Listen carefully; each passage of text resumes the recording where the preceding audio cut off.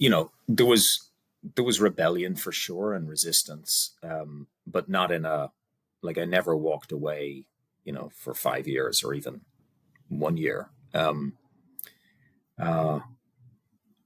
I think I'm also going to credit my father, who's passed on a lot in this, because he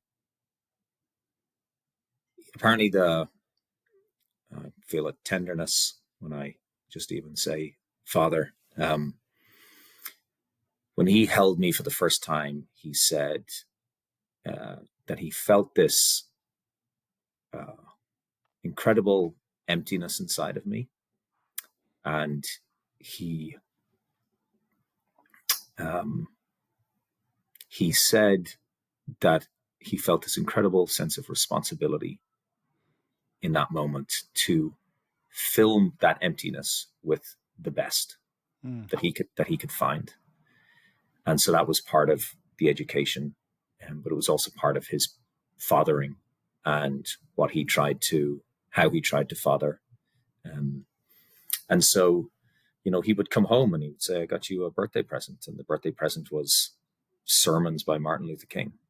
And he'd also buy me a rugby ball and sort of other things. But he said, like, here are some you're 14. Here's some sermons by Martin Luther King. You should read them, or we should read them together, and we should talk about them. And like, what does this mean? And who is this man? And so my father like saw my nature, and he saw my nature to be very much this sort of karma yoga boy, this boy that was into action.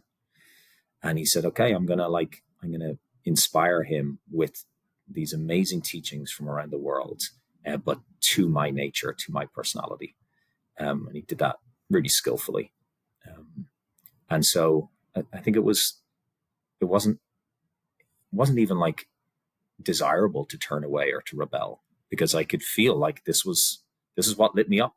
Yeah. I wanted to think about how the world could be moved in a more beautiful way. Just from the youngest age, I just thought about those things, and I felt like what I was being filled with were some incredible teachings and tools and practices that would both support me as I stepped into that service, but also would help shape the sort of the view of how to engage in that kind of work.